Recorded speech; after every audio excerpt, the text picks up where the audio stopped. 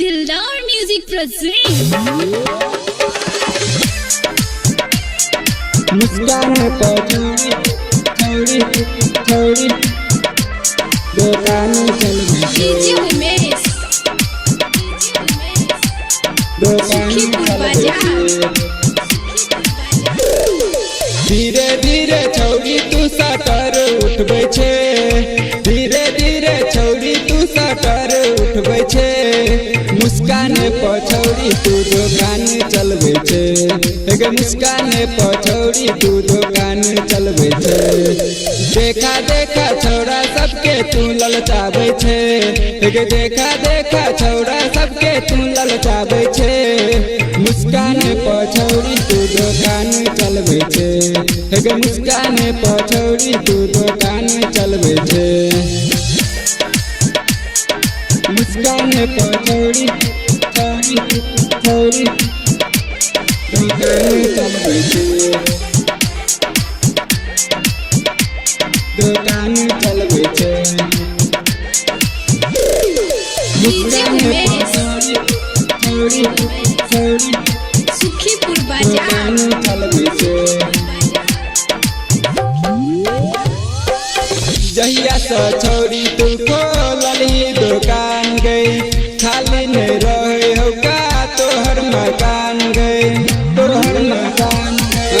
जहिया से छौड़ी तू खोलली दुकान गई खाली नहीं रहे हो का तोहर मकान गई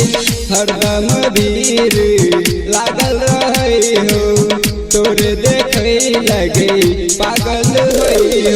होठ में लाली छौड़ी तू हरदम लगाबै छे गे होठ में लाली छौड़ी तू हरदम लगाबै छे मुस्कान पछौड़ी तू दुकान चलबै छे गे मुस्कान पछौड़ी तू दुकान चलबै छे मुस्कान पछौड़ी थोड़ी थोड़ी दुकान चलबै छे डीजे उमेश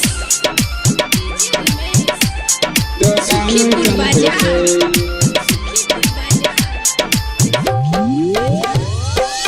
राइटर राज के देने उधारी मंगला पछौड़ी तू दै छे गे गारी दै छे गे गारी राइटर राज के देने उधारी